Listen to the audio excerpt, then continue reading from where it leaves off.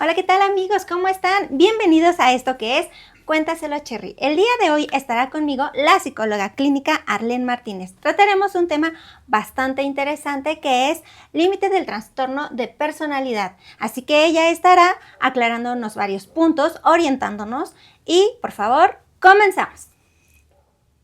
Bienvenida Arlene, gracias por tu espacio, gracias por tu tiempo y bueno, vamos a tratar un tema bastante interesante, ¿no? Que ha surgido, o bueno, ha existido durante todo este tiempo, pero hoy obviamente con esto de redes sociales, plataformas y todo eso es como ya más a nuestro alcance, por así decirlo, ya un poquito más libre, podríamos también decirlo así, que es el límite de trastorno de la personalidad. Yo quiero, por favor, Arlene, darte la bienvenida y que por favor nos des una introducción para entender el tema que vamos a desarrollar. Perfecto, muchísimas gracias a ustedes, a ti y a la producción por haberme invitado. Yo sé que es una gran oportunidad y principalmente para poder difundir esta información que es muy importante para la población, principalmente adolescente y adultos jóvenes, ¿vale? Así es. Y entonces, bueno, ya me presentaste, soy psicólogo clínico, soy especializado en diagnóstico y tratamiento de ansiedad y depresión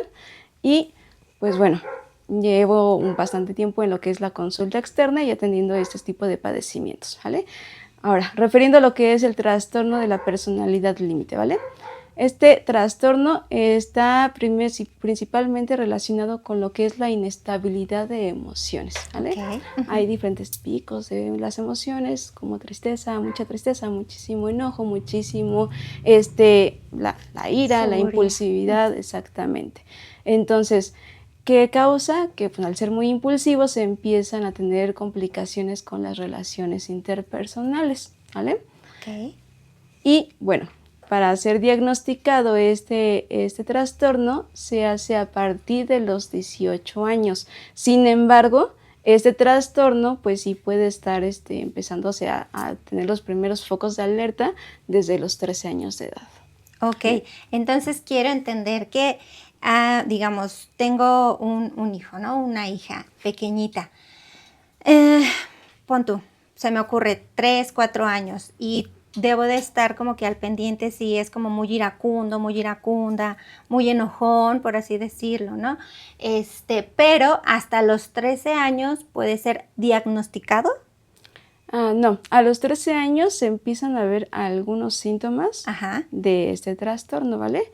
Pero, ¿qué es lo que nos dice el manual? Podemos diagnosticarlo a partir de lo que es adulto joven, que es 18 años. Pero ¿vale? En todo este tiempo, digamos, porque de los 13 a los 18 son 5 años, o sea, se puede decir que es un tiempo no muy poco, no muy corto. ¿Qué pasa en ese de los 13 a los 18 en lo que el paciente es diagnosticado? Se le da tratamiento, se le da tratamiento, alguna actividad para poder mediar sus emociones. ¿Qué es lo que sucede aquí? Claro que sí. Primero hay que entender que este trastorno, para poder llegar a ese trastorno, hay un origen, ¿vale? Hay un origen de la conducta. Entonces, este origen de la conducta viene principalmente por el entorno, ¿vale? También tiene situaciones ambientales, culturales, en la cuestión también genética. También puede ser esta cuestión de cómo se relacionaron con padres, cómo fue mamá contigo en la infancia, principalmente. Entonces, hay algo que se llama apego. ¿Has escuchado de la palabra apego? Sí. Entonces, bueno, esta parte del apego, que es lo que necesita el vínculo, ¿no? Que se empieza a fortalecer desde que estamos bebés, ¿no? Con nuestra primera figura. En este caso puede ser pues mamá, pero muchas veces pues no siempre se tiene esa posibilidad, entonces puede ser cualquier otra figura, pero con la que se empieza a fortalecer este vínculo. Pero si mi figura de apego no hizo un buen trabajo durante este periodo, lo que va a pasar es que pues va a empezar a irrumpir y va a empezar a la mejor, en vez de que yo alcance un apego seguro, que es lo que tenemos, bueno, las personas que hemos tenido este tipo de procesos o que tuvimos un buen desarrollo, pues podemos manifestarlo, ¿no? Como poder estabilizar nuestras emociones, poder regularlas, poder poner límites, ¿no? Pero sí, este tipo de apego, como te mencionaba antes, mamá o papá o figura materna, paterna, no estableció bien este vínculo, lo que va a pasar que va a ser un apego inseguro, ¿vale? Y el apego inseguro nos va a llevar a un apego a lo mejor un apego evitativo y un apego ansioso, que al unir, no al unirlos, pero hay otro tipo de apego que se llama desorganizado, que va a ir evitativo y ansioso. Vamos de un lado a otro. Entonces, de aquí es como esta parte que se empieza a originar. Entonces, si mamá estuvo todo el tiempo a lo mejor muy encima de mí y a lo mejor muy nunca muy aprensiva o no me validó lo suficiente, pues entonces, o había sí unos días que sí y había unas veces que no, ¿no? Y entonces a lo mejor te regaño, soy a lo mejor muy grotesca contigo y te insulto y demás, pero después agarro y te abrazo, ¿no? Y entonces empieza la confusión y es por eso que aparece el desorganizado. Me voy del evitativo, no quiero tantos demostraciones de amor, o me voy al ansioso, donde sí quiero esas demostraciones, ¿vale? Ok, entonces quiero entender hasta este punto, este trastorno, digamos, se hace, no se nace con él. Exactamente, pero puede ser genético, ¿vale? También. Entonces, ahí va otro punto importante. El apego es un punto muy esencial, pero también lo que pudo haber ocurrido en casa. Pudo haber tenido abandono. Hablamos a lo mejor de que pues mamá se fue o papá se fue, a lo mejor que separación de los padres, o a lo mejor la mudanza, o que a lo mejor los cambiaron de escuela, una situación bastante fuerte, ¿vale? Pero también pudo haber sido, negligencia, el de no me ocupo de ti, ¿no? Te dejo así a la deriva, exactamente. ¿no? Que es lo que pasa a la mayoría de veces, ¿no? O sea, yo creo que el ser humano, los seres humanos, y ya cuando decidimos hacer una familia, procrear personitas, ya tener hijos, yo creo que debemos de ser muy conscientes, ¿no? Si voy a tener el suficiente tiempo para cubrir pues sus necesidades, y no me refiero solamente a las económicas, ¿no? A las necesidades materiales, principalmente las necesidades emocionales, ¿no? Exactamente. Entonces yo creo que también de ahí, si se concientizara un poquito, esto que vendría como que en disminución o simplemente no avanzaría más, ¿no? No sería progresivo. Pero viene otra cosa muy importante y que también viene lo que es el borde, ¿vale? Detonantes fuertes, como te mencionaba hace rato, es abusos físicos y sexuales, ¿vale? Alguien que haya sido abusado sexualmente no va a ser que en definitiva va a ser borde, ¿no? Porque hay muchísimos otros padecimientos mentales, trastornos mentales. Pero bueno, sí es uno de los orígenes de este padecimiento, ¿no?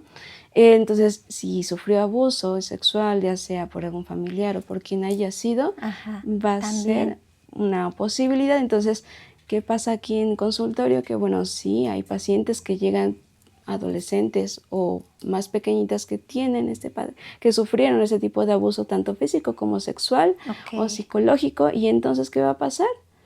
Que posiblemente si no se atiende a tiempo, y tampoco hubo un buen adherimiento a lo que es el tipo de apego, un buen adherimiento a lo que es el tipo de cómo me voy a vincular contigo, y si te voy a corresponder a tus necesidades, porque una cosa es las necesidades que tenemos nosotros, ¿no? Independientemente, pero lo que necesita mi pequeño para poder tener un desarrollo óptimo, ¿no? Entonces, esta parte va a ser muy importante. Entonces vienen apareciéndose, y ahí es donde nos vamos dando cuenta también de cómo fue su historia de desarrollo, y viene la parte para poder hacer un diagnóstico. Pues tenemos que también tener en cuenta eso, ¿no? Nosotros como psicólogos clínicos hacemos esta parte, hacer una entrevista clínica con ustedes para poder inspeccionar todo lo que es la historia, su desarrollo, infancia, adolescencia, antecedentes mentales, esta parte que me preguntabas, ¿no? Si es heredable o no.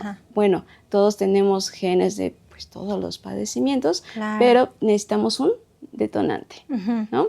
Y si este detonante lo tenemos, muy posiblemente pues se desarrolle.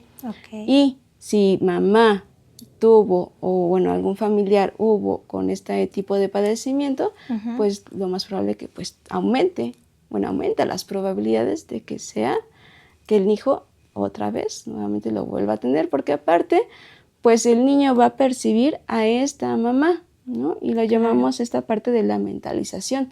Mamá mentalizó de una manera, pues, mal al bebé, ¿no?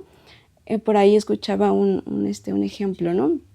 De a lo mejor el bebé que está llorando y la mamá es border, y entonces está cargando al bebé, pero la mamá entre su sintomatología lo que va a hacer es, me odias y por eso estás llorando, ¿no? Estás llorando y por eso me estás odiando y seguramente no me quieres. Y entonces eso ya lo hago como introyecto, te lo empiezo a meter y te lo hago creer que eso es lo que está pasando. Entonces no hago una buena mentalización en ellos, no hago una buena validación de lo que tampoco va a ser ellos. Y es por eso que se va desencadenando ese tipo de mentalizaciones, porque uno de los síntomas de lo que es el border es esta parte, ¿no? La inestabilidad. Emocional. Exactamente, claro. Entonces un día te va a decir, es que tú eres lo mejor de mi vida y eres el amor de mi vida y te amo y demás. Pero después al otro día, o días después, va a ser, aléjate de mí, es que te odio y es que eres lo peor del mundo y demás, pero vuelve otra vez, ¿no? Es un ciclo, ¿no? Exactamente. Ok, este tema, este punto más bien se me hace, yo creo que hay que puntualizar, que enfatizar y que nos digas estos puntos, en cierto modo, para detectar este síntoma, este trastorno. O sea, digamos, lo que podría de manera puntualizada, así como de que, puede tener trastorno de límite de personalidad, ¿no? ¿Por qué? Porque tiene estos síntomas, ¿no? Sí, en el diagnóstico lo llamamos criterios, ¿no? Entonces, dependiendo de cuántos criterios son los que va a tener esta personita, es como vamos a definir si es o no es trastorno de la personalidad límite, ¿no? Entonces, uno de los trastornos, síntomas criterios es la inestabilidad de la parte emocional, las autolesiones, ¿vale? Los pensamientos suicidas, ¿vale? O intentos suicidas. También tienen problema con la parte de la ira, falta de control de la ira, ahí también está. Un miedo intenso a ser abandonados, por lo que te comentaba hace un momento, cómo fue ese tipo de abandono o cómo fue lo que experimentaron. ¿Qué otra más? Pueden tener adicciones, ¿vale? Porque no solamente son las autolesiones, también pueden ser muy autodestructivos. Tener a lo mejor relaciones sexuales sin protección, a lo mejor conducir impulsivamente sin medir las consecuencias, justamente ese es un síntoma. Soy impulsivo, pues entonces tampoco voy a medir consecuencias, ¿vale?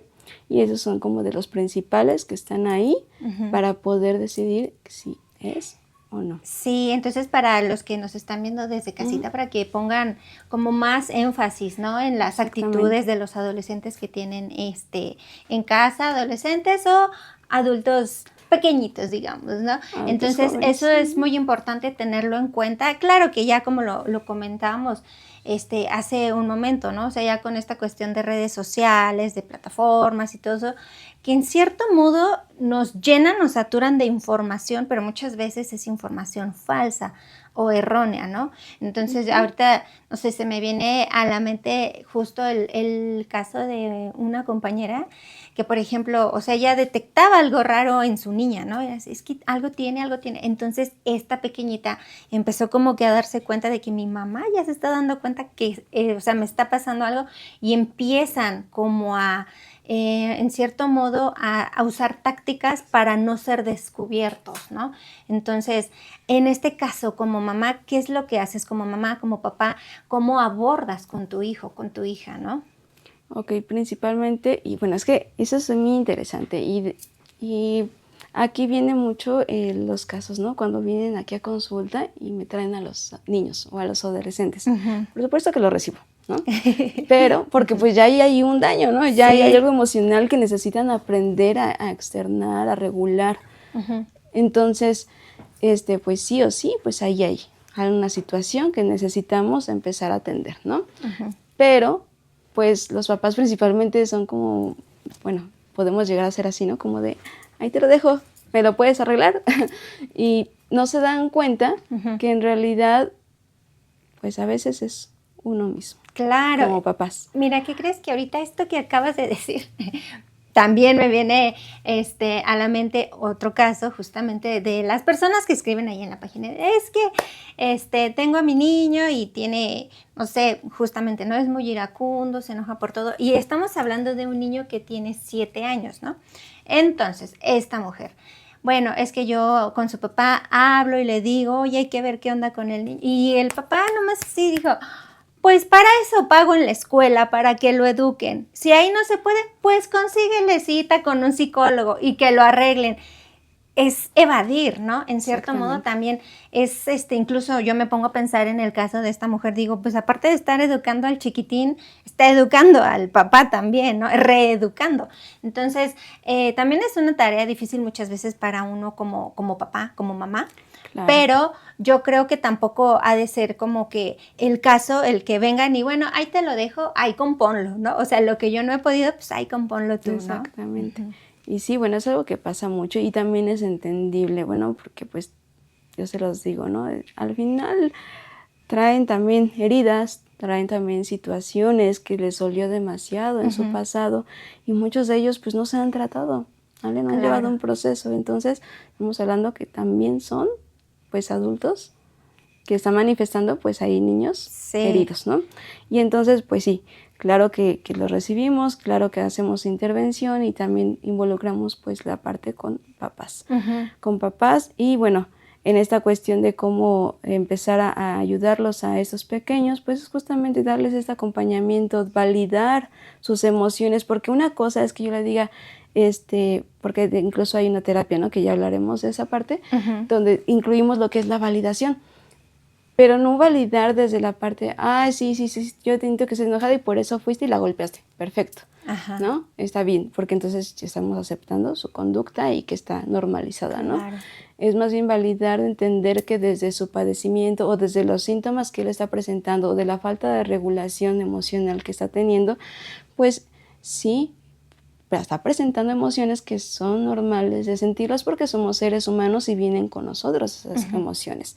Y que posiblemente esa reacción haya sido a causa de esto y entonces le empezamos a abrirle el panorama. Entonces le hacemos un acompañamiento sin juzgarlo, sin regañarlo, sin ponernos como una figura autoritaria, porque entonces, pues lejos de eso, lo que hacemos es también romper la confianza con ellos. Ok, esto me lo dices en consulta.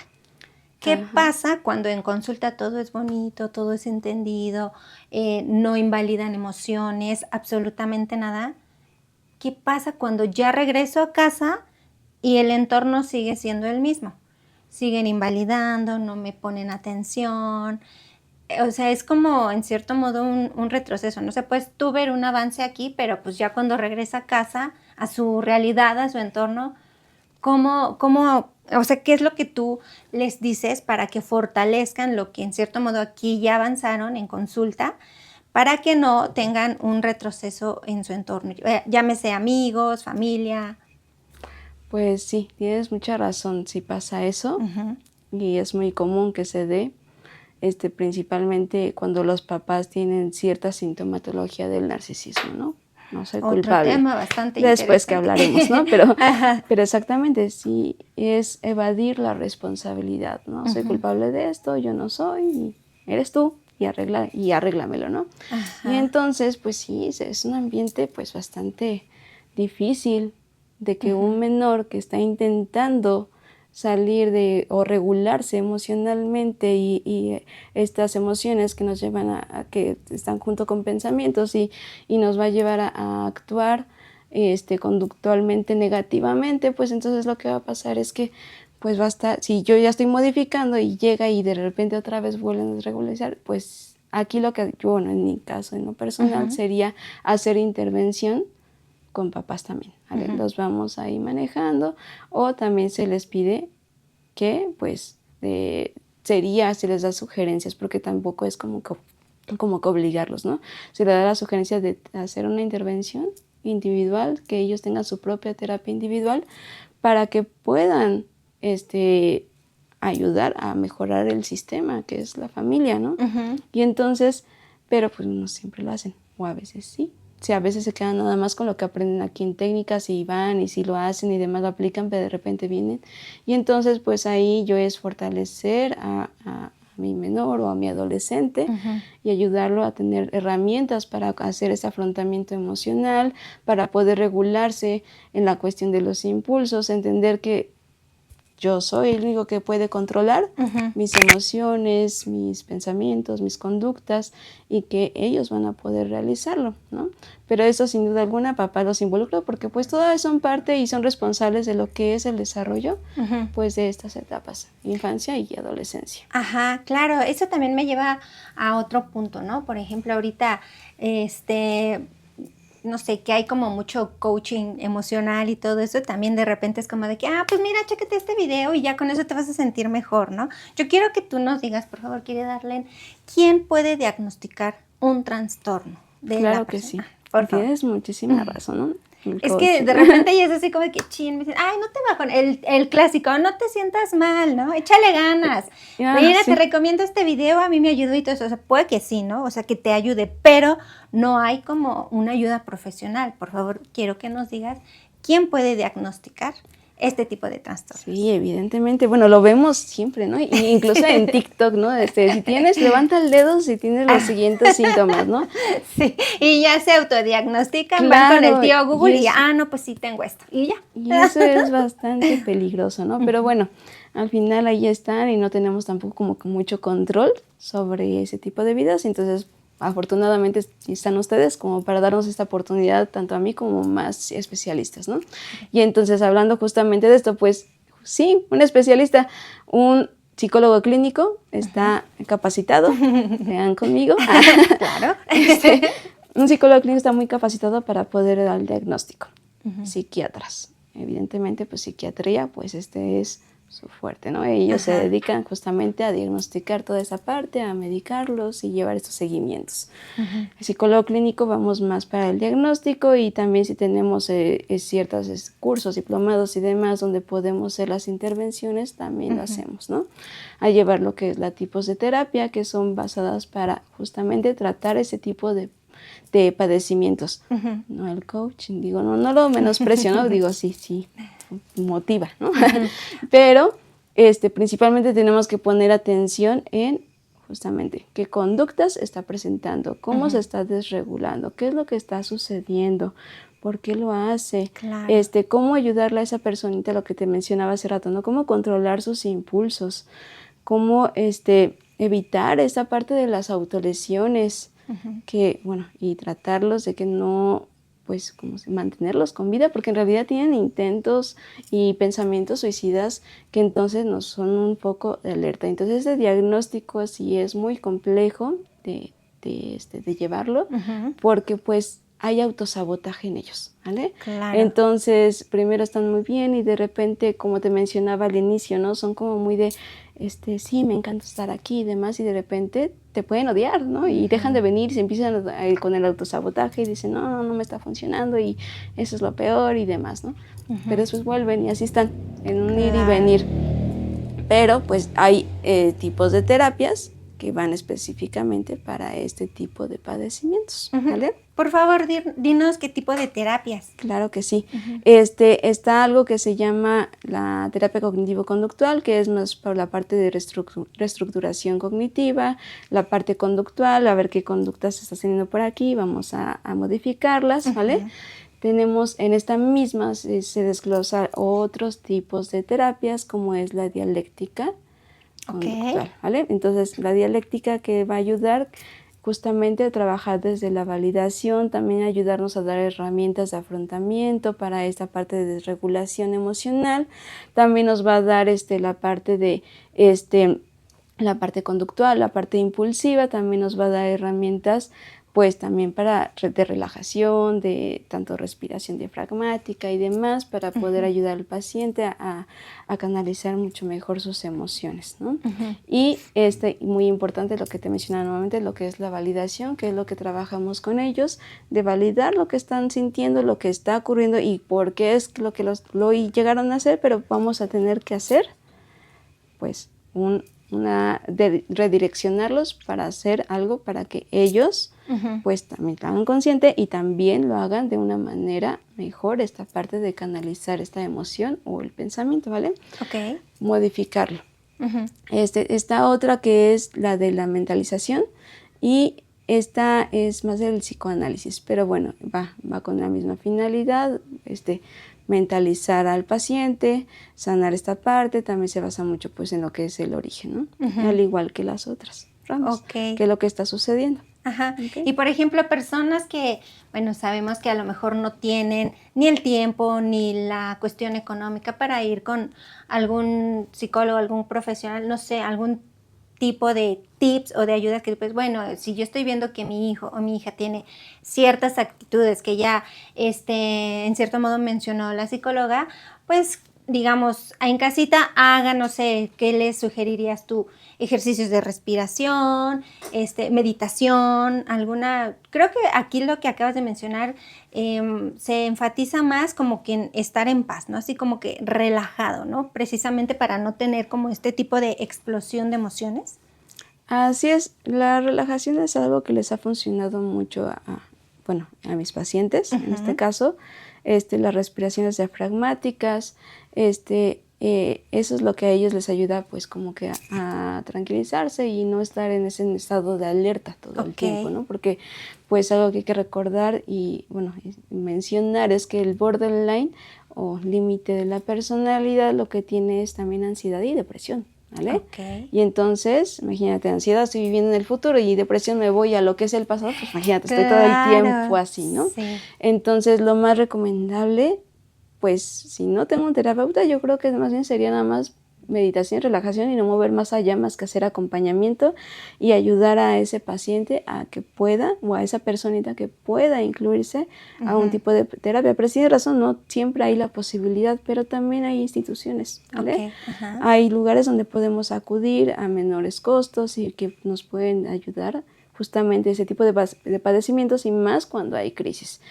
Y nada más para recalcar esa parte de la dialéctica, algo que tiene mucho de la ventaja es que pues ayuda a que el paciente no tenga que caer o en esa parte de la hospitalización. No digo que no, pues obviamente puede llegar a ocurrir, ¿no?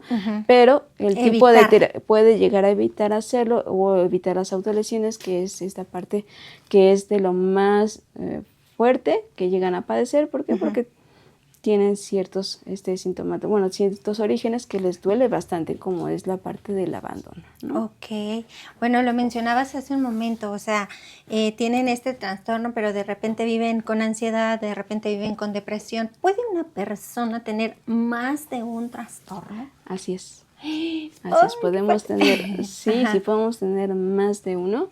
Y dentro de lo que viene con la comorbilidad con este diagnóstico y que lo hace también, por eso es como peligroso que agarrar y decir, ay, tengo borderline o tengo esto, ¿no? Claro, me autodiagnostico y en realidad tenemos que tener mucho cuidado porque te digo, hay otros trastornos que se le pueden parecer justamente a este diagnóstico. Entonces tenemos la ansiedad, trastorno de ansiedad, tenemos el trastorno de bipolar, tenemos a lo mejor el estrés postraumático, trastorno de estrés postraumático, tenemos las conductas alimentarias porque ellos justamente te decían son muy impulsivos, son muy compulsivos, pueden ser también en la cuestión del sí se autolesionan, sí, pero también pueden rescindir mucho en la parte de la alimentación, ¿no? Y más en la parte de la bulimia, ¿vale? Ok. Tienen también en la parte de, pues también sí o sí, tienen por ahí características del narcisismo y abuso de sustancias, ¿vale? Muchos de ellos también lo llegan a tener porque justamente están todo el tiempo en picos, pueden comer compulsivamente, como pueden tener compras compulsivas, como pueden tener adicciones, que es una forma de canalizar erróneamente su dolor emocional. ¿Vale? Ok, yo quiero que nos digas, Arlena, a los papás, a las mamás que nos están viendo desde su casa, ¿cómo podríamos evitar que se llegara a este tipo de trastornos? Yo creo que atendernos, ¿no? Empezar a preocuparnos por nuestra salud mental, preocuparnos por empezar a sanar, porque bueno, sabemos que principalmente como individuos, ¿no? Y obviamente eso ya va a conllevar a proteger y a cuidar a las personitas que dependen de nosotros, que en este caso son nuestros hijos, ¿no? Exactamente. Okay. Si yo como papá o como mamá empiezo a hacer modificaciones o hacer conciencia de lo que estoy haciendo o diciendo, de lo que estoy pensando y que lo estoy accionando y lo estoy verbalizando y que está resultando hiriente para mi menor, pues entonces nos está hablando que tenemos que trabajar en nosotros. Bueno, todos necesitamos, en realidad, y ¿no? ese es un trabajo es algo, constante, ¿no? claro, entonces necesitamos estar exactamente, constantemente en este proceso, digo, si lo requerimos, adelante, ¿no? Pero sí, es para tener una buen desarrollo, justamente. Si padecí situaciones complejas durante mi infancia, pues lo más recomendable es que pues empiece a atenderlas si no las has atendido. Entonces al atenderlas empiezo a sanar, empiezo a resignificar muchísimas cosas o a reestructurar conductas, ¿no? Y pensamientos, reestructurarlos. Claro, y ahorita, por ejemplo, también me acuerdo de otro caso de una mamita, ¿no? Que se va a trabajar.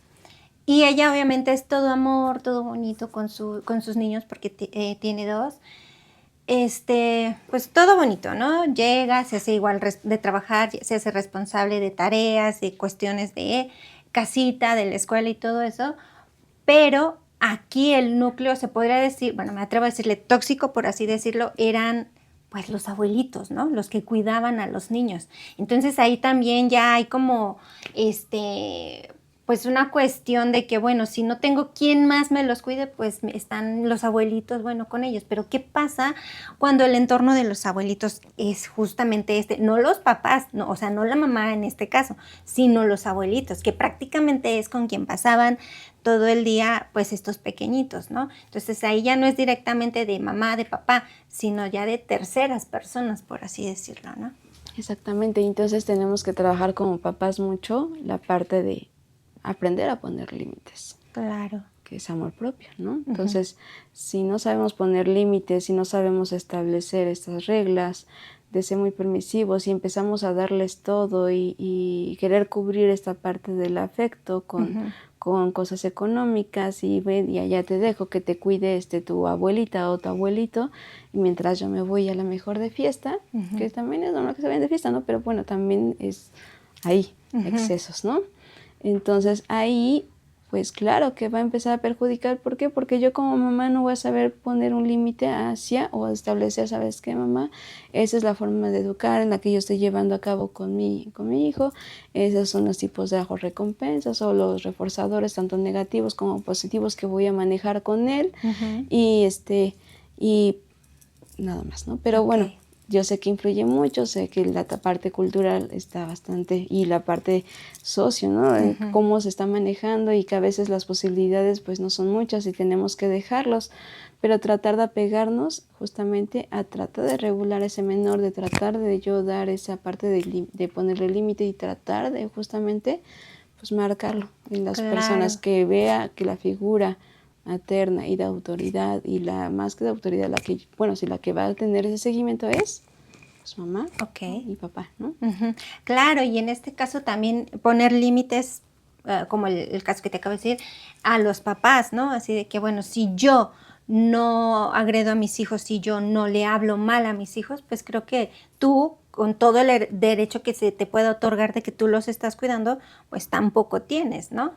Claro, y entonces sí, tenemos que trabajarlo desde ahí, pero pues lo más conveniente, y si se puede, es que mejor sea de manera independiente, ¿no? Porque si alguien del sistema está por ahí mal, indudablemente, alguien más va a poder ser perjudicado. Entonces, por eso a veces muchos adolescentes o adultos y demás jóvenes que a lo mejor están estudiando hacen esta parte, ¿no? de retiro. Y al final a veces puede ser lo mejor, ¿no? Ok, querida Arlen, ya habíamos comentado que este es un trastorno que en teoría no es como heredado, ¿no? Pero dices tú que existe un gen. Entonces yo me atrevo a preguntar, ¿qué pasa con estas familias que de repente todos son bien problemáticos? Que porque todos conocemos una familia problemática, que de repente es, ay, esa familia, híjole, incluso vecinos, ¿no? Y, híjole, ni dejes ir al perrito para allá porque el vecino ya va a empezar a bronquear o cosas así. Cuando todos tienen esa digamos, mecha corta, puede que también los niños, bueno, la pregunta es, ¿nacen justamente con ese gen o simplemente nacen y van viendo el entorno y lo van, pues digamos, adoptando, ¿no? Ajá, hay más posibilidades de que despierten ese gen.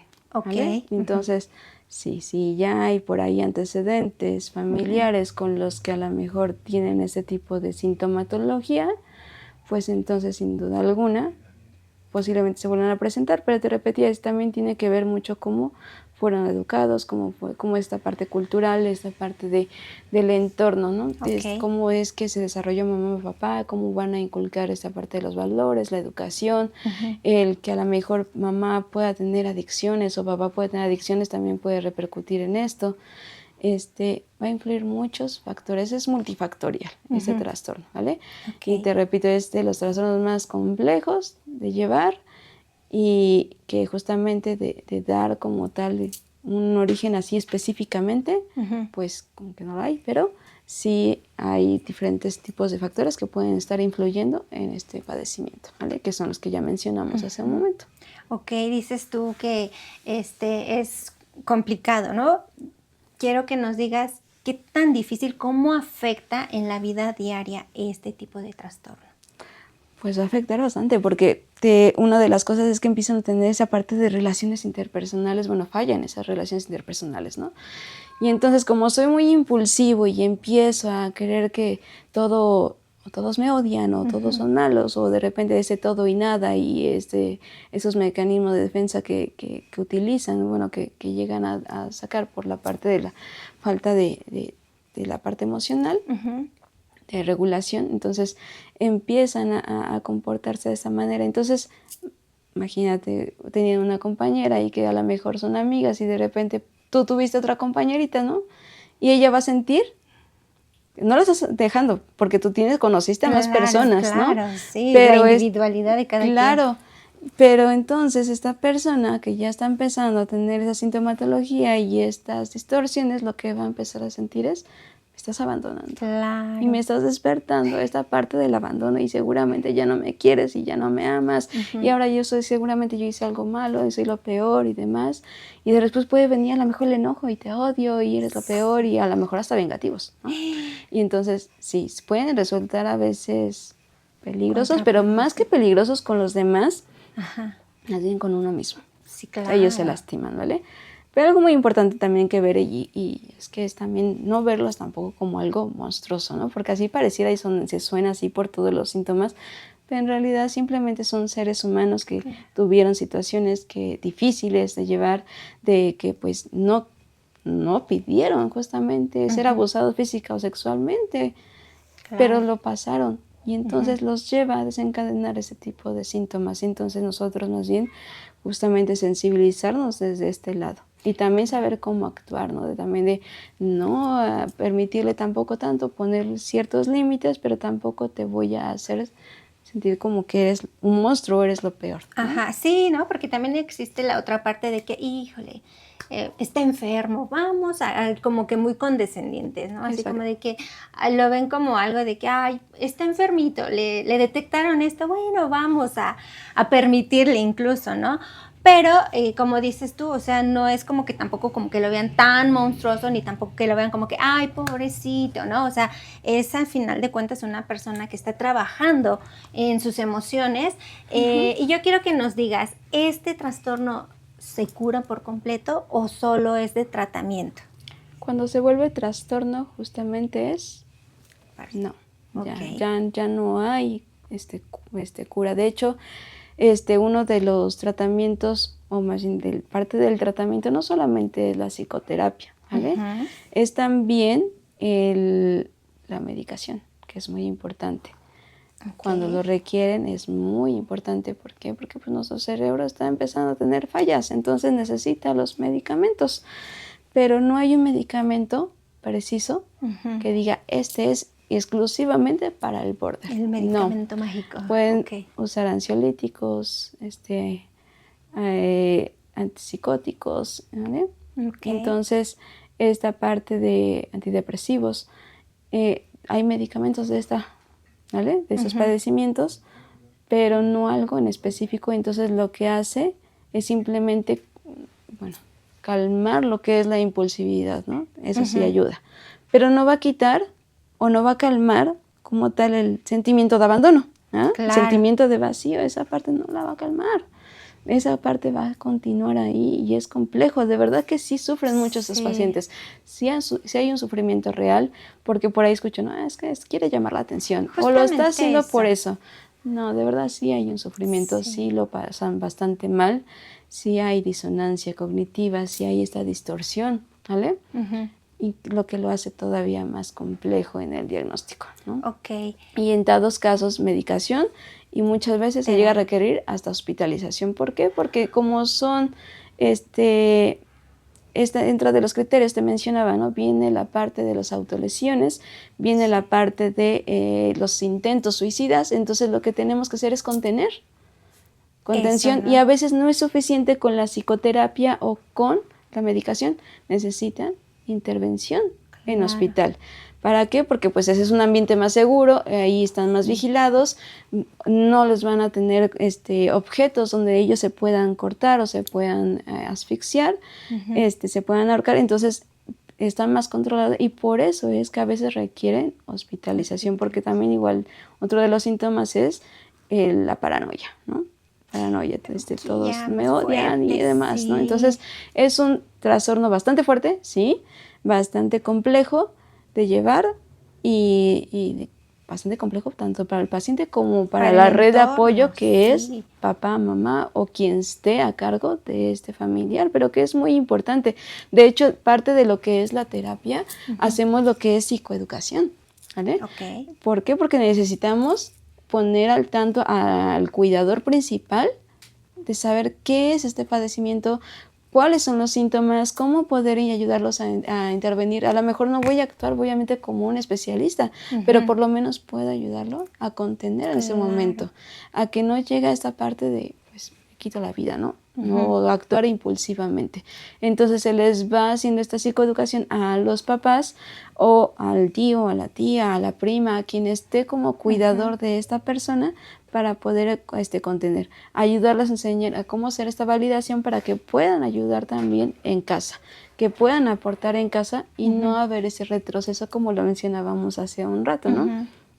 Entonces es muy importante y es muy indispensable tener esta parte de la psicoeducación prácticamente desde el inicio, después de que tengamos el diagnóstico, poder ser. Y otra cosa muy importante, porque pues también hablábamos, ¿no? De que TikTok y nos habla y que redes sociales, temas, ¿no? Sí. De cómo diagnosticarnos y baja un dedo si pasa esto, ¿no? Exactamente. Y entonces, no, es complejo el diagnóstico, solamente psicólogos clínicos y psiquiatras lo podemos realizar. ¿Y por qué? Porque pues se puede confundir. Se pueden confundir los síntomas, incluso cuando llegan aquí, o sea, sí los podemos darnos cuenta, pero ya para establecer el diagnóstico no creas que es como de ya llegaste y te puse el diagnóstico, ¿no? A ver, me baja ya un dedo, sí, ya me imagino, baja un dedo, sí, a ver si cumples. Todos los criterios están, no, porque hay una duración, ¿no? Claro. Y entonces, al no tener esa duración y demás, a lo mejor se puede solamente como sintomatología, ¿no? Y no cumple a lo mejor el padecimiento, o puede pertenecer ciertos síntomas a lo que es la ansiedad. Y exclusivamente de la ansiedad, ¿vale? Y a lo mejor simplemente está viéndose como vinculados, pero en realidad no está cumpliendo acá como tal. Pero por eso es muy importante, mucha observación, mucho ojo clínico, estar ahí observándolos, no anticiparnos a esta parte del diagnóstico de decidir sí, ya es. Y nosotros como psicólogos clínicos lo agarramos así como de, a ver, espérame, vamos analizando, vamos viendo esta parte de dónde está viniendo, qué síntomas están acá, qué tan presentes están, qué tan frecuentes, cómo está la frecuencia de esos síntomas. Imagínate ahora en TikTok, pues ya te diagnostiqué, ¿no? Sí, pero ya vengo diagnosticada. Ya. No. Comentabas, Arlen, de esta red de apoyo, ¿no? Ya para el paciente. ¿Cómo, como amiga, como prima, como hermana, como madre, cómo puedo ayudar yo a una persona que ya le diagnosticaron este trastorno? Acompañamiento, el acompañamiento terapéutico, el estar ahí con ellos, escucharlos, para ellos es muy importante y creo que para todos nosotros, ¿no? Cuando estamos en un momento de crisis emocional, digamos, perdiste a alguien, ¿no? tú realmente, y eso considero, ¿tú realmente quieres que alguien te diga, te dé un sermón o quieres ser escuchada? No, escuchada. ¿No? Escuchada y exactamente, y eso es lo que principalmente buscamos y lo que Borderline necesita. Esta parte, ¿no? De ser escuchado. De hecho, todo padecimiento necesita esta parte de la escucha, de que sentirse que alguien lo está validando, que lo están escuchando, que no lo están juzgando. No lo estoy confrontando, eso, ¿no? De decir, no lo estoy juzgando. Y no te estoy confrontando, es que lo hiciste por esto y seguramente porque entonces lejos de ayudar, solamente los hago que vuelvan a entrar y sean más impulsivos o vuelvan a la impulsividad y vuelvan a enojarse y se vuelve más caótico, ¿no? Entonces es muy importante el acompañamiento, la escucha y tratar de validarte y recordar, y a lo mejor hacerte esa parte, ¿no? Vamos a hacer ejercicios de relajación, vente, vamos a juntos a hacer esta respiración, yo estoy aquí contigo, vas a estar bien, a ver cómo te puedo apoyar, de qué manera te podré ayudar, pero ya que llegue la calma, ¿vale? Porque enseguida... Mientras, sí, no, sí, exactamente, pasa como los niños, ¿no? Sí. Pequeñitos que se tiran ahí en la plaza y están haciendo el berrinche, y que es la primera acción que hacen los papás, ¿no? Algunos, ¿no? Porque algunos es como de, ándale, ¿no? Y toma, y ahí está, ¿no? Y otros es como de, toma, pero ya deja de llorar, te lo compro, ¿no? Y pues no, tenemos que dejarlo que lo haga. Pero a veces, ¿sabes qué pasa? Que nos empezamos como que a sentir... Te frustras, ¿no? Así como de... Exactamente, nos frustramos o nos sentimos avergonzados porque vemos y... Ay, ¿qué van a decir, no? Sí, luego que no falta la gente... Pues que ahí está viendo a gente babosa. Perdón, pero pues, si no es tu bronca, pues no estés ahí, ¿no? Claro, pero alguien que tiene bien definida esa parte y que es seguro, el apego seguro está ahí, que diga, bueno, a mí no me interesa qué estés pensando y no lo puedo controlar lo que tú piensas. Y no puedo controlar lo que tú estás pensando y lo que tú, si te estás enojando, eso es tuyo, ¿vale? Claro. Pero yo en este momento tengo que ayudar a este pequeño y no ayudarlo en darle las cosas, no ayudarlo en aumentar la parte de la violencia física, ¿no? O las nalgadas, ¿no? Enseguida, sino ayudarlo a canalizar que pues esa emoción. Es su momento, está regulando, ya buscaremos la manera en que pueda regularlo, pero en ese momento no puedo agarrar, porque entonces estoy actuando desde mi pensamiento, desde mi herida, desde mi emoción, desde qué van a decir y qué dirán y qué tal, y es que así no me enseñaron, a mí me enseñaron de esta manera y que mi mamá me decía que yo tenía que ser mano dura, ¿no? Y pues en realidad no. Ok. Está bastante interesante este tema, me gustó muchísimo, Arlene, que nos ayudaras a aclarar muchísimos puntos, obviamente espero que ahí en casita también les sirva de ayuda. Por favor, Arlene, dinos tus redes sociales para que la gente que esté interesada, pues obviamente te contacte y lo saben perfectamente. Ayuda de profesionales. ¿Tus redes sociales? Claro que sí, muchísimas gracias. Y sí, un tema súper interesante, lleno de muchísima información. Es bastante información y también, pero lo más esencial pareciera que se abordó ahorita. De todas maneras, cualquier duda, cualquier inquietud que tengan, algún síntoma que hayan detectado de los que les hablé ahorita, de lo que hayan sentido, que se hayan sentido identificados, pues con muchísimo gusto me pueden escribir desde tengo dos redes, ¿vale? Okay. Desde Facebook está como psicóloga Martínez, y en otro está como psicóloga Arlene Martínez, ¿vale? Okay. En cualquiera de las dos me pueden escribir, me pueden seguir. Y si no, bueno, pues también, si se me permite dar mi número. Adelante, claro. Sí. Mi número sería el 5522-768916. Ese es número exclusivamente para lo que es psicología. Y para que puedan resolver dudas, que puedan preguntar si es que están interesados en algún tipo de intervención aquí, ya sea o que tengan algún familiar que les esté preocupando, con muchísimo gusto podré ayudar a resolver esas dudas. Arlene. No te preocupes.